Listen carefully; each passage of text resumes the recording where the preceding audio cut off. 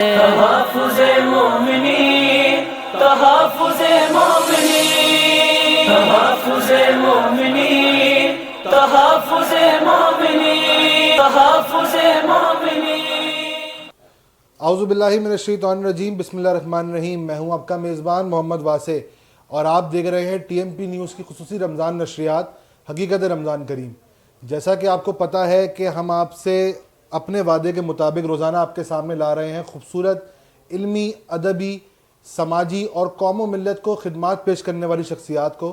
ایسے ہی آج ہمارے ساتھ بہت ہی حسین اور بہت ہی خوبصورت لب و لہجے کے مالک جناب علامہ سید اسد علی زیدی صاحب موجود ہیں۔ السلام علیکم قبلہ۔ وعلیکم السلام ورحمۃ اللہ۔ قبلہ کیسے ہیں؟ خیریت سے؟ الحمدللہ، شکر پروردگار۔ اچھا قبلہ، ہماری رمضان نشریات کا جو عنوان ہے وہ ہے حقیقت رمضان کریم۔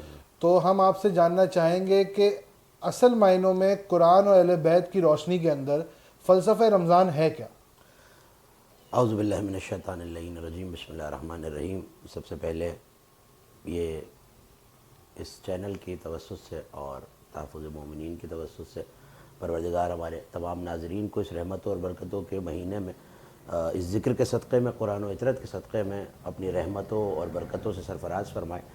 حقیقت رمضان کا جہاں تک تعلق ہے، دیکھیے یہ تو قرآن کا فیصلہ ہے کہ ہم نے تم پر روزے کتب علیکم الصیام لکھ دیے ہیں۔ اب ظاہر ہے کہ نہ ہماری پیشانی پہ لکھا ہوا ہے، نہ ہماری زبان پہ لکھا ہوا ہے، نہ دہن پہ لکھا ہوا ہے۔ اس سے مراد یہ ہے کہ واجب کر دیے، اور پروردگار نے کوئی چیز اطاعت کے بغیر واجب نہیں کیا۔ اگر اطاعت ہے تو اطاعت کے معنی ہے اطاعت کا صلہ عبادت ہے۔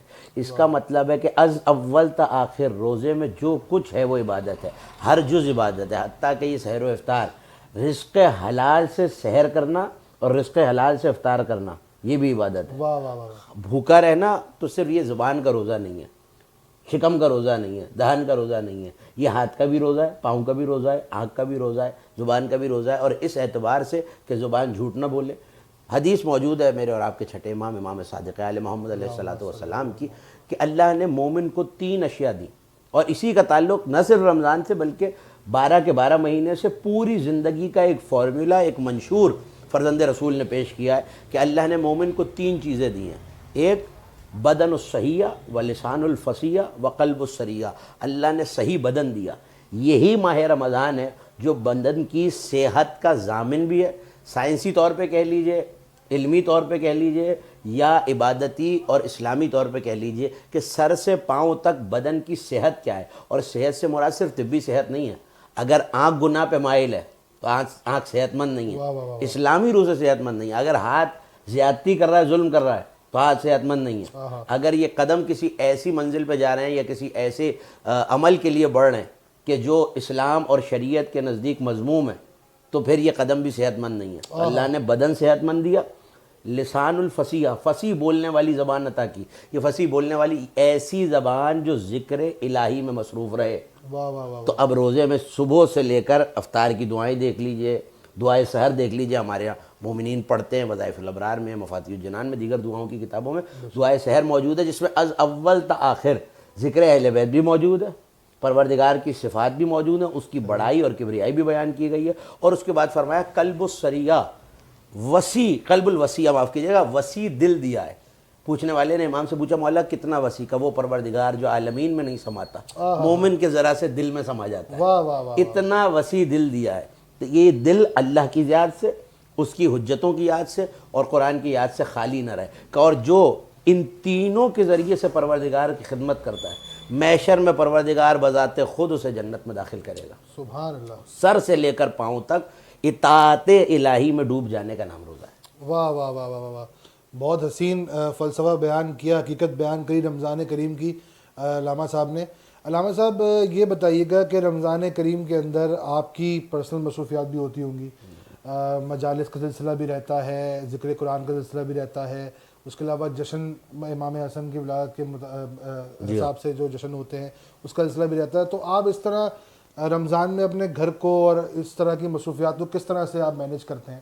دیکھیے یہ تو ذاکرین کے حوالے سے جتنے بھی ناظرین ہمارے دیکھ رہے ہیں، بلکہ جو ذاکرین بالخصوص مولا کے مجھ سے بہتر پڑھنے والے، ذکر کرنے والے علماء، وہ جانتے ہیں کہ اگر آپ نے اہل بیت کے نام پہ زندگی کو وقف کیا ہے، ظاہر ہے کہ ہر چیز کے، اگر آپ کوئی چیز اس کو آپٹ کرتے ہیں, اس کی طرف جاتے ہیں, تو اس کے لیے کوئی نہ کوئی قربانی دینی پڑتی ہے. میں اور آپ اگر اس وقت یہاں ہیں تو آپ بھی اپنی کوئی نہ کوئی مصروفیت چھوڑ کے گھر کی یہاں ہیں, اور میں بھی کسی نہ کسی کام کو ترک کر کے یہاں ہوں, تو کوئی بھی کام نہیں ہے. اور اس میں اگر اہل بیت کا کام ہو تو میرا خیال ہے کہ کوئی قیمت کم نہیں ہے اس کو چھوڑنے کے لیے. واہ واہ واہ واہ. اگر ذکر اہل بیت ہے, خدمت آل محمد ہے, خدمت دین اسلام ہے, تو ظاہر ہے کہ مجالس کا آج سے اگر آپ 10 برس پہلے کہہ لیجئے تو مصروفیات اس طرح نہیں تھی جس طرح کہ آج.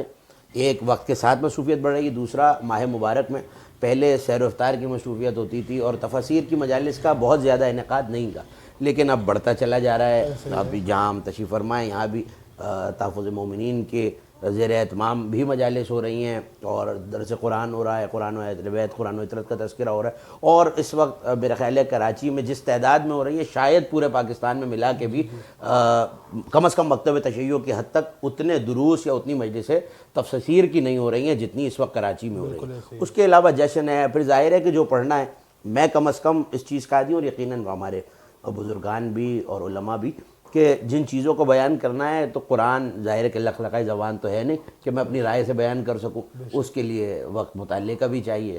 اور یہ ازل سے ثابت ہے, مطلب پوری دنیا میں جتنے بھی اسکالرز ہیں ان کے نزدیک یہ بات مسلم ہے کہ مطالعے کا سب سے بہتر جو ہے وہ ورگردانی کا کوئی وقت موجود نہیں ہے. تو ظاہر ہے کہ قربانی تو ہوتی ہے, مگر 21 کے بعد ذرا مصروفیات کم بھی ہو جاتی ہے تو انسان گھر والوں کو بھی ٹائم دے سکتا ہے. لیکن چونکہ مقدم یہی ہے اور مقصد ہمارا یہی ہے, اگر اس ممبر پہ آئیں اور مولا نے ذکر کے تو پہلے عزت دی ہے, تو جس ذکر نے عزت دی ہے اگر ہم اسے عزت نہیں دیں گے تو پھر شاید یہ عزت برقرار ہی نہ رہ سکے. بالکل ایسی ہے, بالکل ایسی ہے. اچھا قبلہ, تھوڑا سا مختلف سوال آپ سے کرنے جا رہا ہوں. ہمارے ناظرین یہ جاننا چاہتے ہیں, اور ناظرین کا سوال بھی ہے کہ آپ کے اندر علامہ قبلہ محترم جناب طالب جوہری صاحب کی کچھ شباہت آتی ہے جب آپ ممبر پہ بیٹھتے ہیں, تو اس کے پیچھے کیا اصل حقیقت ہے, اور آپ کا اس میں واقعی میں کیا وہ رول ماڈل ہے یا کوئی اور رول ماڈل ہے؟ دیکھیے, میں تو طفل مکتب ہوں, اور یہ تمام علماء, تمام بزرگان ہمارے لیے مشعل راہ بھی ہیں, رول ماڈل بھی ہیں. اچھا, جہاں تک علامہ طالب جوہری صاحب اللہ مقامہ نور اللہ مرقدہ کا معاملہ ہے, تو ایک شرف شاہد یہ رہا ہو, میرا نہیں خیال کہ طالب جوہری صاحب نے کسی شہر کو متاثر کیا یا کسی جنریشن کو متاثر کیا یا کسی عمر کے خاص طبقے کو متاثر کیا. علامہ صاحب نے ایک صدی کو متاثر کیا. واہ واہ واہ واہ. تو جب ایک صدی متاثر ہوتی ہے تو میرا تعلق بھی, اب ظاہر ہے کہ میں اس تفصیل کو تو نہیں بیان کر سکتا, لیکن میرے گھر کے بالکل قریب علامہ صاحب کا گھر ہے, تو ہم بہت چھوٹے چھوٹے اپنے والد کی انگلی پکڑ کے, انچولی میں میری رہائش ہے, تو ظاہر ہے کہ وہ وہاں عشرے پڑھے ہیں انہوں نے, ایک آدھ عشرہ نہیں, اور تواتر سے پڑھا, اور پھر کئی ایک ملاقاتوں کا شرف بھی علامہ صاحب کے ساتھ, حالانکہ بہت طویل نہیں, کم تعداد میں بہت زیادہ نہیں, مگر وقت کے اعتبار سے تو وہ بہت شفقت فرماتے تھے. تو شاید یہ حسن نظر ہے, وہ بہت بڑے لوگ ہیں, اور ہم شاید ان کی گرد پا کو بھی نہ پہنچ سکیں جس لیول پہ, جس مقام پہ جا کے انہوں نے خدمت کی ہے. تو یہ اگر ہے تو میرے لیے قابل اعزاز ہے اگر کوئی یہ سمجھتا ہے. نہیں, بہت, یہ واقعی میں یہ شباہت ہم بھی دیکھتے ہیں کہ آپ کے اندر ممبر پہ آتی ہے. اچھا قبلہ, یہ بتائیں کہ آپ نے اپنی مولا کی ذاکری کا سفر اور مجالس پڑھنے کا سفر کہاں سے اور کب شروع کیا؟ یہ تقریباً 1 دہائی سے زیادہ ہو چکا ہے, مجھے باقاعدہ تو نہیں یاد, لیکن میں مطلب میرا بیک گراؤنڈ جس طرف سے تھا, میں مطلب جو میری دنیاوی تعلیم تھی وہ بڑی مختلف تھی, اور میرا تعلق جس اسٹریم سے ہے وہ او لیولز اے لیولز کی اسٹریم تھی, اور عمومی طور سے ہماری طرف سے لوگ اس طرف کم ہی آتے. بہرحال وہ جس طرح ہمارے بزرگان کہا کرتے ہیں کہ ممبر اپنا آدمی خود تلاش کر لیتا ہے, تو شاید کسی نے جو ہے وہ کوئی بات, کوئی ادا, کوئی مولا کی بارگاہ میں منظور ہو گئی, کیونکہ مطالعے کا شوق مجھے رہا ہے. والد ہمارے بڑا ذوق رکھتے تھے مطالعے کا, کتابیں اردو کی حد تک تو گھر میں موجود تھیں, تو میرا خیال ہے کہ 2010-11 کا وقت تھا. کتابیں تو مجھے نہیں یاد کہ میں کافی چھوٹی عمر سے ذوق پیدا ہو گیا تھا, اور دانشگاہوں میں, اسکولوں میں, کالجوں میں ظاہر ہے کہ سب طرح کے لوگوں سے بات ہوتی ہے, اور میرا تعلق بھی مشنری اسکول سے رہا, تو تمام ادیان کے لوگوں سے بڑی ہم آہنگی تھی میری. یعنی کرسچن افراد بھی دوست تھے, ہندو لوگ بھی تھے, تو ان سے ڈسکشن بھی رہتا تھا, گفتگو بھی رہتی تھی, تو یہ ذوق بڑا پرانا تھا. تو میں ذاتی طور پہ شاید اس طرف نہ آتا, مگر بہت سارے محسنوں نے, بہت سارے لوگوں نے مجھے مائل کیا اور کہا کہ بھئی آپ کا مطالعہ بھی ہے اور آپ میں چیز بھی ہے, جو شاید مجھے یقین نہیں تھا اس وقت, لیکن ابھی بھی میں کسی مقام پہ کسی قابل نہیں ہوں, لیکن یہ مولا کے ذکر کا تو فعل ہے، اور یہ اللہ کا فیصلہ ہے قرآن میں کہ ہم کسی کی اجر اور محنت کو ضائع نہیں کرتے. بے شک بے شک. تو شاید کچھ کیا ہو جس کی وجہ سے مولا نے نواز دیا، وہ کریم ہے. واہ واہ واہ واہ. دیکھیے اظہار خیال تو ظاہر ہے کسی کی خدمت پہ اظہار خیال میں کیا کر سکتا ہوں، لیکن یہ ہے کہ خدمت کا حق تو کوئی بھی نہیں ادا کر سکتا، لیکن اس وقت اس اعزاز میں اور اس کے لیے جو لفظ موجود ہیں وہ یہ ہے کہ خدمت کے لیے دعا کی جا سکتی ہے صرف. واہ واہ. اور اگر دیکھ کر ہی دعا نکلے تو میرا خیال ہے کہ کوئی بھی خدمت اس اعتبار سے سب سے کامیاب ہوتی ہے کہ دیکھنے والا اگر اس کا حصہ نہ بھی ہو تو دیکھ کے دعا دے. تو جو کام تحفظ مومنین کے زیر اہتمام ہو رہا ہے اور جن علاقوں میں ہو رہا ہے، میں پسماندہ تو نہیں کہوں گا، لیکن یہ کہ مشکل سے پہنچ پاتا ہے پیغام، اور بہت سے ایسے لوگ جو ظاہر دور دراز علاقوں میں اور جہاں اس طریقے سے منعقد نہیں ہو سکتی جیسے وسط شہر میں عزاداری ہو رہی ہے، یا سینٹرل جو علاقے ہیں جو امام باڑے ہیں وہاں جس طرح سے مجالس کا انعقاد ہے، لوگوں کا آنا ہے. پھر شیعہ کنسنٹریشن کی جو آبادیاں ہیں وہ ظاہر انچولی ہے، رضویہ ہے، نیو رضویہ ہے، امروہہ سوسائٹی ہے، تو وہاں نسبتاً آسان ہے. لیکن یہ کریڈٹ اور یہ مقام اور یہ کام تحفظ مومنین، تنظیم تحفظ مومنین کا ضرور ہے کہ انہوں نے ایسی علاقوں میں کہ جہاں واقعاً ضرورت تھی ذکر اہل بیت پہنچایا جائے اور احسن طریقے سے پہنچایا جائے اور مومنین کی ضروریات کو دیکھا جائے، سمجھا جائے، پرکھا جائے، اور اس کے مطابق ان افراد کو کہ جو یہ استعداد علمی رکھتے ہیں کہ اس حوالے سے گفتگو کریں انہیں لایا جائے. اور بھی کئی خدمات، تو یہ قابل تقلید بھی ہے، قابل تعریف بھی ہے، اور دعا ہے کہ پروردگار سے نظر بد سے محفوظ رکھے. بہت شکریہ قبلہ آپ کا ہمیں وقت دینے کا اور ہماری ٹرانسمیشن کا حصہ بننے کا، اپنی مصروفیات میں سے وقت نکالنے کا. جیسا کہ ناظرین آپ نے دیکھا کہ ہمارے ساتھ آج بہت ہی خوبصورت حسین شخصیت موجود تھے، علامہ سید اسد علی زیدی صاحب، اور اسی اپنے پن کے ساتھ آپ سے اجازت چاہیں گے کہ آپ دیکھتے رہیں گے ہماری ٹی ایم پی نیوز کی خصوصی رمضان نشریات کو. دیکھتے رہیے گا اور ہمارے چینل کو سبسکرائب ضرور کیجیے گا. السلام علیکم ورحمۃ اللہ.